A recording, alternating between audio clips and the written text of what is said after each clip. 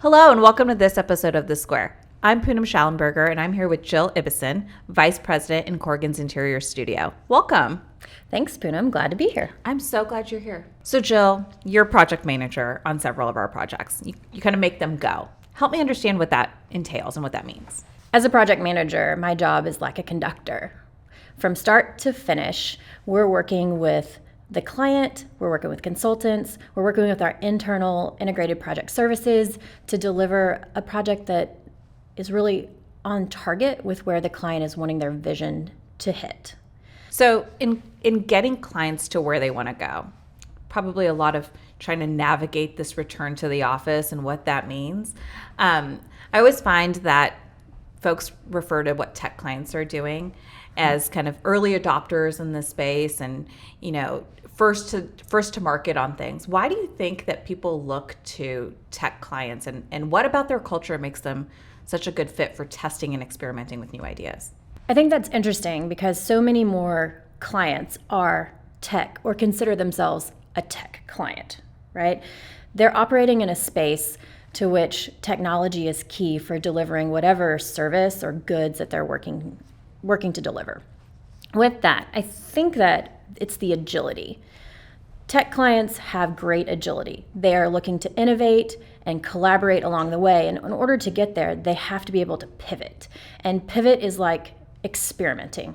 So sometimes we have been working on experimenting new ways for tech clients to work to really achieve that high collaboration that's leading to the innovation where they're able to deliver faster product, new concepts so that their people can really achieve those strategies that they're trying to do. And so I find that like every headline is about how do you navigate the return to the office? What does it mean when you have a certain percentage of your client or your employees who are remote or some that are hybrid or some that are purely in office?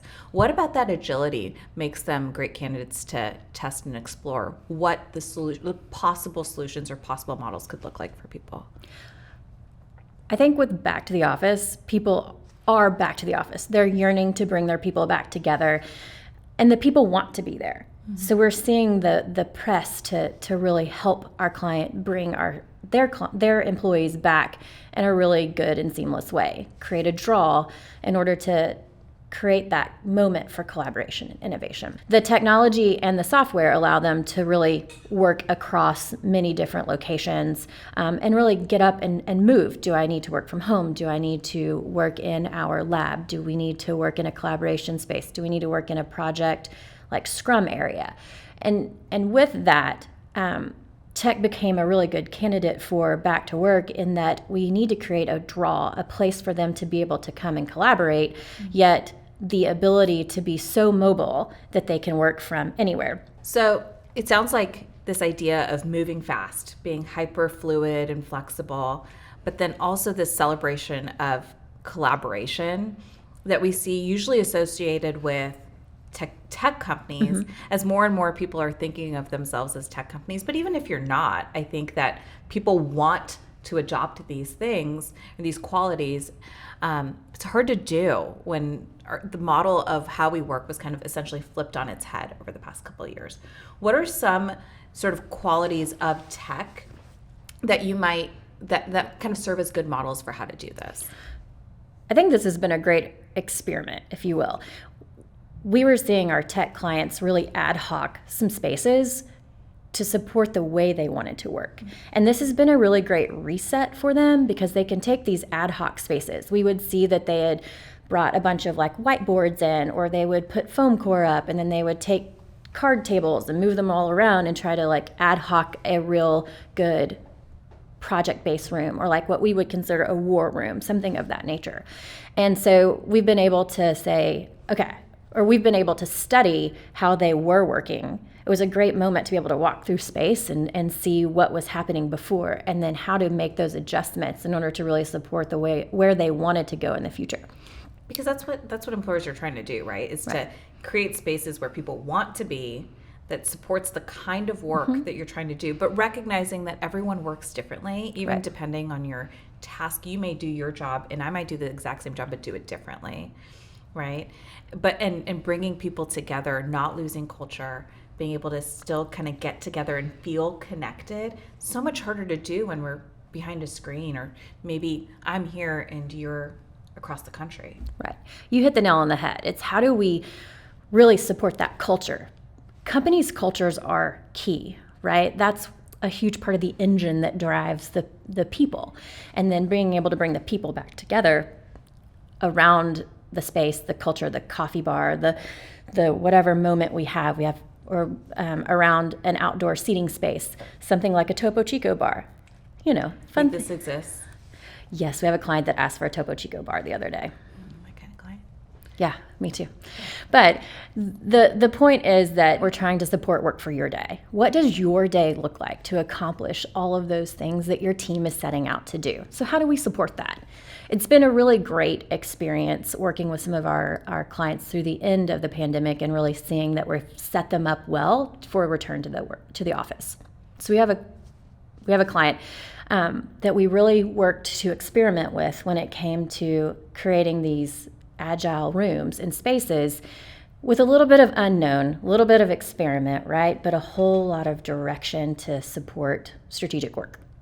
And that strategic work then started to expand across the globe. So we have people in person, we have people maybe in the nation, and then we have people across the globe that they really wanted to leverage and bring together to deliver a product overall.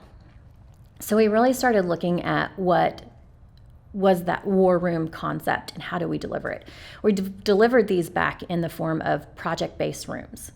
So the concept is that a project team that is put together strategically and specifically to focus on a solution they need to solve.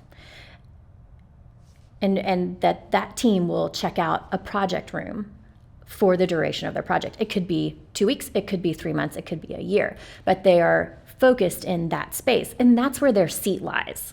Well, what's the benefit of a project-based model? How does it help tech companies and maybe even other, like what's the payoff in that? If you look across the gamut of what tech companies were doing, that's what they were doing. They were trying to create project-based spaces. So when we have clients that come to us and say, we're out of conference rooms, really when you go back and study, the conference rooms were being commandeered by these teams. So the people on the team had a seat that they sat in every day, like a workstation or an office or something like that. They also were taking up space, actually the majority of their day, inside a conference room. So we were really putting one person in two places and tying up a resource. So now let's pivot and look at, I'm assigned to this project room. I'm an agile mobile worker. I'm assigned to the project room, and I'm not assigned to a desk. Can you describe what these project rooms look like? Sure. The project room is just a really large space, and it's got the supporting infrastructure that people need. So if you think about it, for tech, we need a lot of technology digital, the ability to connect with someone on a screen across the world. We need a lot of pinup space, and we need tons of marker boards. So the fact that you could ideate across the board, but have the tech dialed into the ability to see what's happening on that board is really supporting that. So that's part of it. The next part is that we create lots of zones within the space. So imagine that in your big office, you have workstation zones, you've got a collaborative zone, you've got a huddle room. We're creating all of those environments within that one space. So they're able to constantly work within that space to really strategize all day long. And they're not set at one conference table. You know, you mentioned marker boards and pinup boards. I know I find myself whenever I'm in a meeting, I got to go scribble on the wall.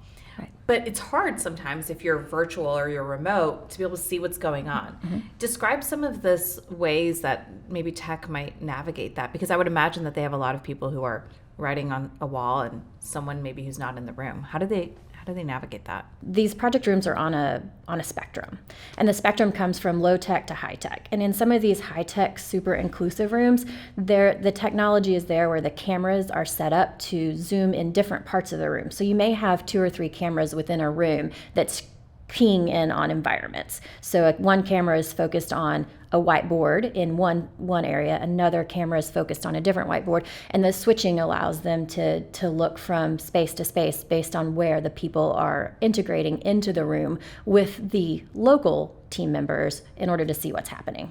Sounds like very robust technology. It is, and I will say that's a huge part of the budget. So if we're looking at creating project-based work, we really need to look at what the scale is across that spectrum to which rooms have, which rooms are assigned to being the local team, a hybrid team, or what we would consider a very virtual room. So there's that spectrum that allows us to put the dollars where they need to be regarding acoustics and technology. Both are critical in these types of spaces. Yeah.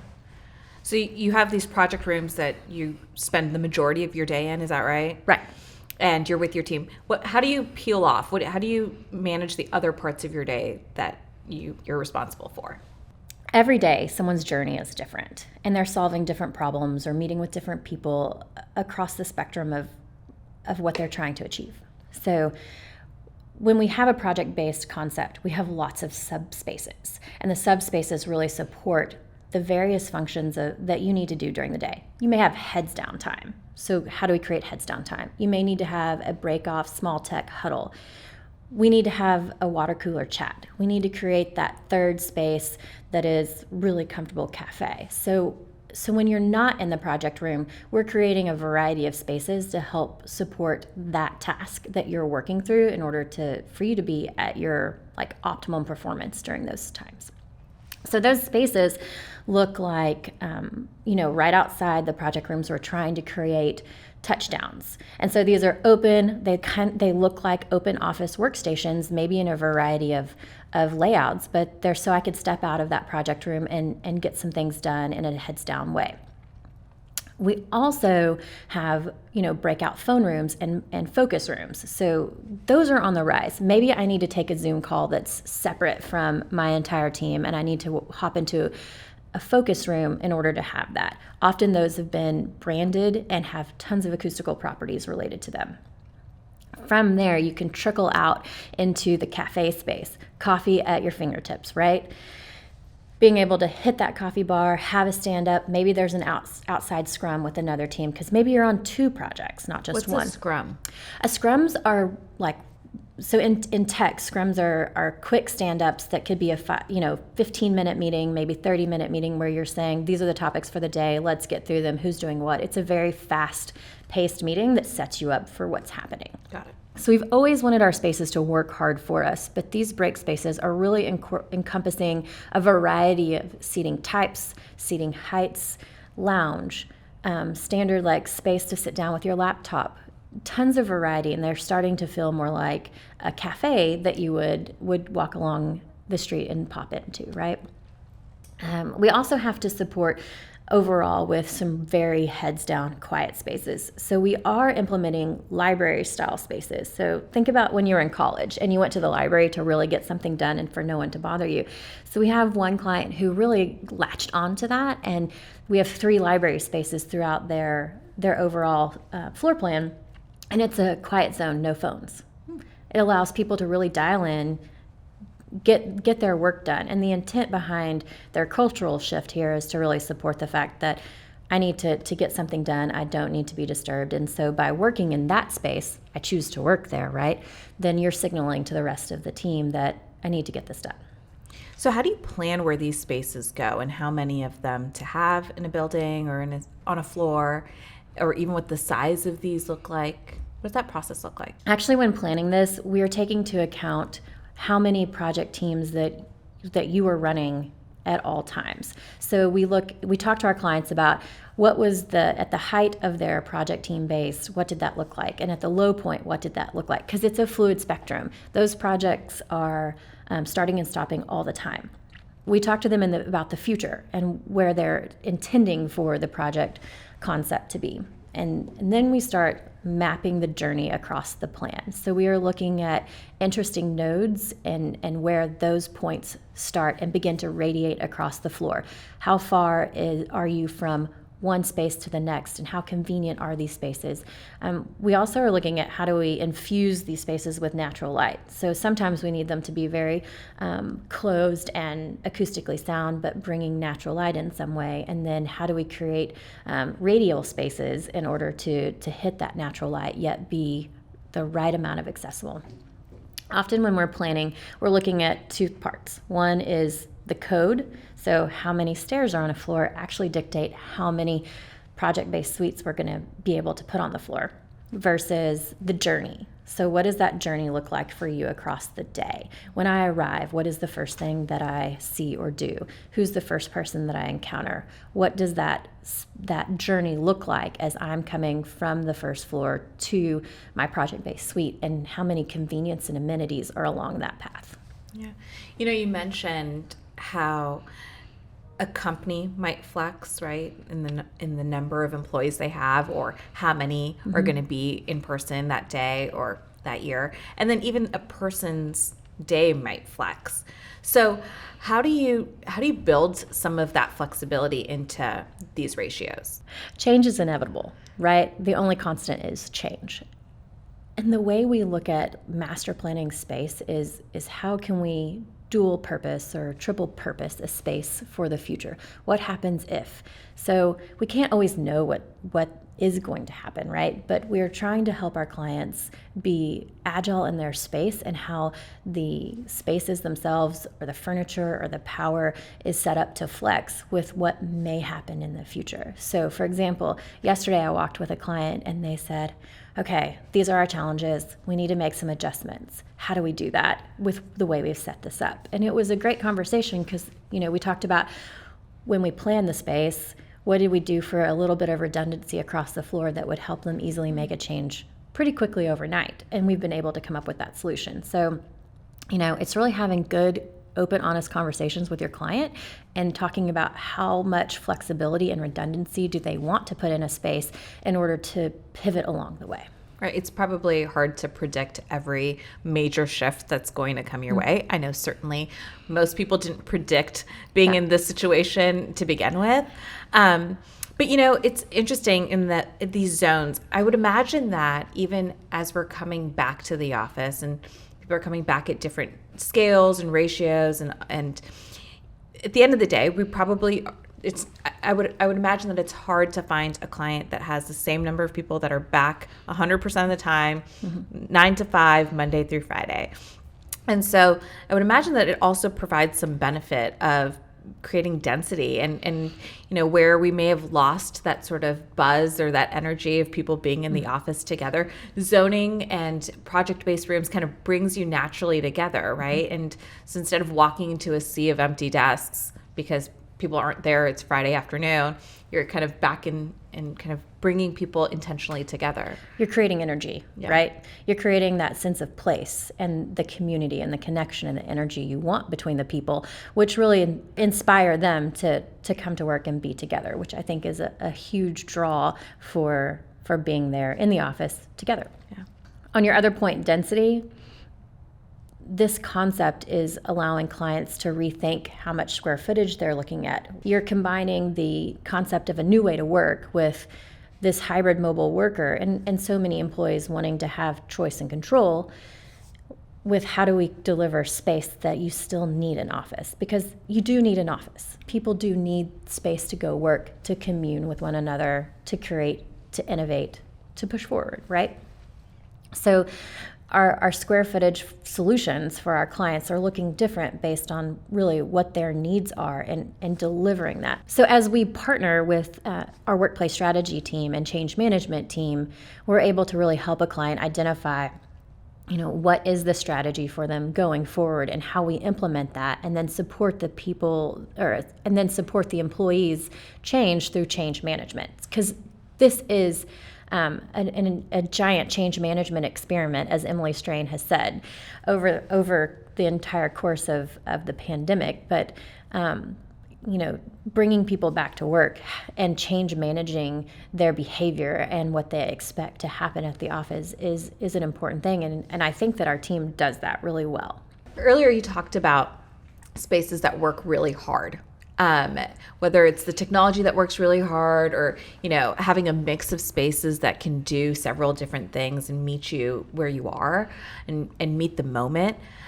I would imagine that there's also a way to be able to optimize every square foot, right? If you have maybe more square feet, less square feet, there's this idea of right sizing your office so that you don't have these dead spaces. Can you talk to me a little bit about how you make your square feet work really hard for you?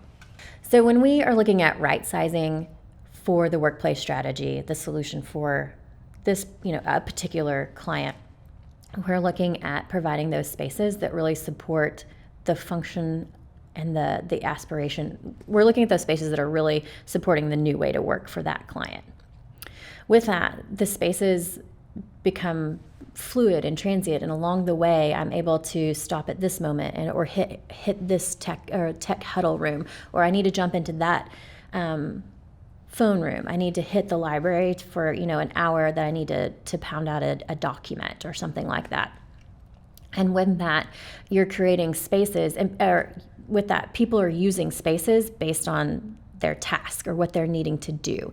And that allows the spaces to work harder. So you may need to sit in a space and go through a memo and get it all done, but then pop up and hit the Zoom room. Whereas I may be sliding into that space saying, hey, I now need to get this done, and it's now available for me to use. So you're able to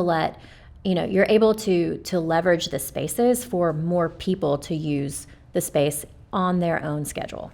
And maybe we don't even own our desks as much anymore, right? Right. So that's one thing that we really talked about with several of our clients is that they see with this mobile population, several people don't want to own their own space because they want to live in their project room, or they need to have these focused, moments. But we do see a population of people that still need to really own their own space. So they are what we consider more of a resident. So someone who comes every single day and that their work is related to focused work. So they are the senior leader of the team, and they do need an office. They come every day and they're making important decisions or having meetings within those spaces. So we do see a strata of people who need to have enclosed own spaces and a strata of people who are more in the mobile population. We saw a lot of this happening a few years ago too. It just seems to be accelerated, this idea of hoteling or a mix of spaces, whether you're a tech client or not. Even here at Corgan, I have my desk, I have conference rooms, I have little focus rooms, I have huts that I can go to off the elevator. Call those booths. Oh, booths. Everyone calls them something different. But they're these, little touchdown spaces off the elevator, or even like large skyline rooms where we have sweeping views of the city and can grab a bite to eat. So some of this existed before.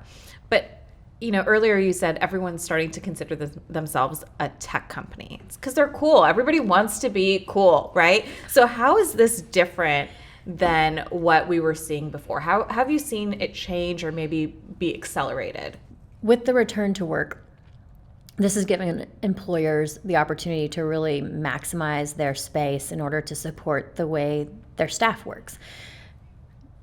All people have learned to work differently, right? But then how do we support each person's avenue along the day while still maintaining business continuity, leveraging the innovation, providing that moment for people to come together and support one another?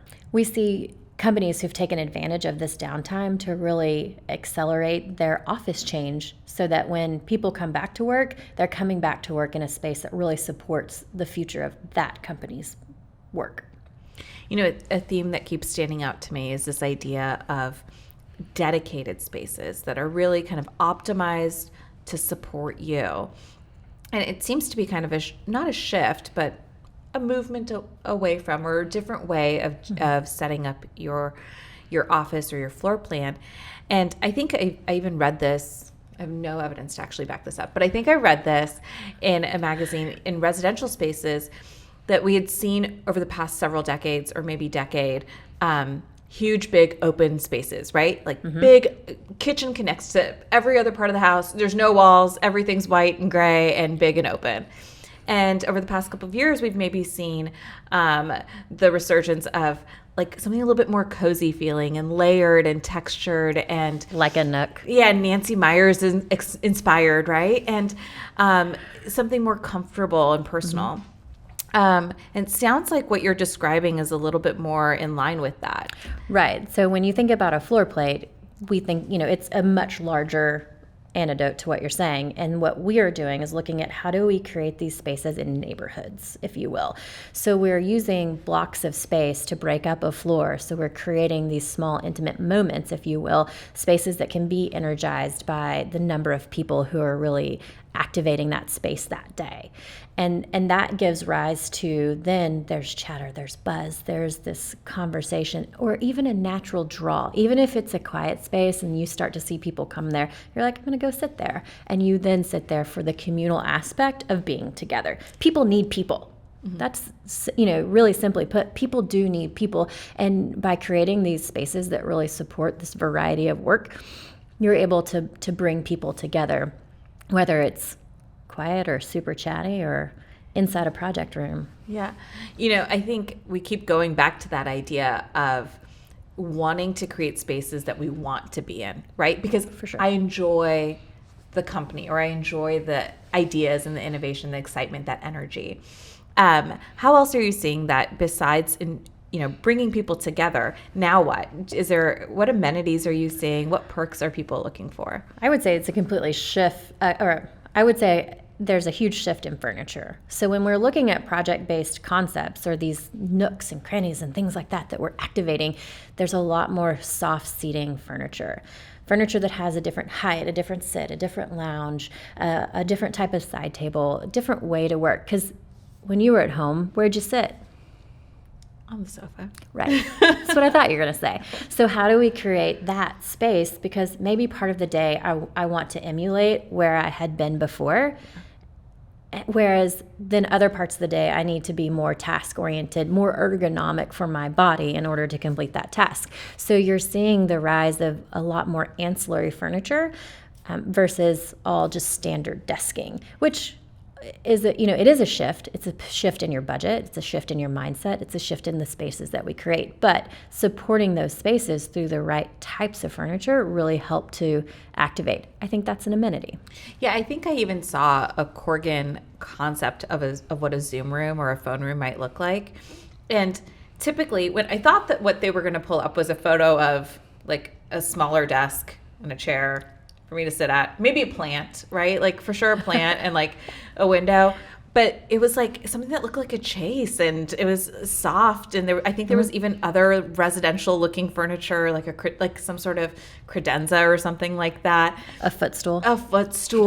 Yeah, they're so different than I think what we traditionally have seen. Right? It needs to be familiar.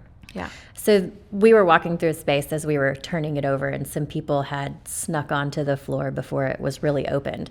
And it was really great to see people naturally using spaces that you're describing in that exact way. So there was a nice soft lounge chair with a really great footstool and had two different types of side tables. One had beverages, one had the laptop across it. And she was sitting there just really activated and working. And she was clearly on a call. The background was very branded within the finishes and things like that. And she was just doing exactly what the room was meant to do and exactly what that client was wanting their staff to do, and to be comfortable, come to work and have that moment of her own, and then jump back into her meetings. So I think there's been a lot of headlines about employers and companies who are excited about coming back to the office and recognize the enduring value of being in person and connected to each other. But we do have the reality of kind of how do we navigate that change and communicate that to our employees in a way that feels, that they can be as excited about the return to the office as we are. How do you have that come to life in design? We're looking at the entire office as a whole, right? What does that entire building look like? Are you a company that has multiple floors in a single office building? So when you enter the space, what are the amenities on the first floor? How fluid and free are you to use and leverage amenities on the first floor, the second floor, the third floor? Where's the gym? Where's the locker room? Where's that tech bar? How do I fluidly move through the space and encounter a variety of amenities and a variety of things that activate me as I move through, right? It's like a mini city within one building. Conversely, some of our clients are just a single floor. So that entry sequence is still very important, but then how are we dialing that in on a single floor? How are we creating those variety of spaces based on the area you need? And it sounds like every one of those is an opportunity to create an amenity or a benefit to the employee, right. Whether it's in efficiency in how they work or reinforcing the culture there. Right. So sometimes we're taking this down in a layered approach. We start with the first floor. So for example, one of our clients started with the project-based floor. It was an experiment and it's working and they're excited about it and they want to continue on forward. So then we're looking at what does the entry sequence look like? How activated and communal is that first floor? Where are the training rooms? Where's the, like I said, the tech bar? What's happening with the gym? So a huge rise in fitness. You were able to work out at lunch probably when you were at home. I worked out at lunch and loved it.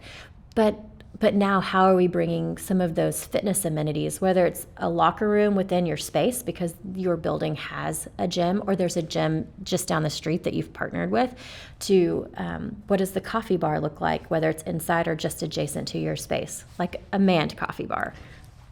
But what are the things that your employees want and how are we delivering them back, whether it's directly on your floor or in your building or adjacent in the complex that you are in?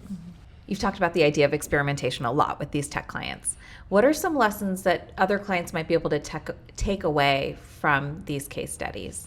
Their favorite question is, what is someone else doing? Right? So our clients know they want to get there, and sometimes it's a leap for them. What's been fantastic about this giant experiment, if you will, is that we've been able to try things out and to refine them, to implement them, and to test them within our client's organization and get feedback. And I think that's what's really great about this process is that it is a continuum, and the ability to have post-occupancy feedback and how we can make tweaks and changes as we go forward is key. For example, we went through one and the furniture wasn't quite right in some of these small focus rooms or these personal phone rooms. And so we were able to pull that furniture out, leverage those on another floor and get a different piece of furniture within those spaces. So our clients not being afraid to experiment has been great. It has started to pave the way for our other clients to be pretty comfortable with some knowns that have started to be solidified and to be tested within those organizations. My favorite, we were on a call the other day and the client started talking about this new vision that they had, and it was kind of this pivot for them, and I said, do you mean like this?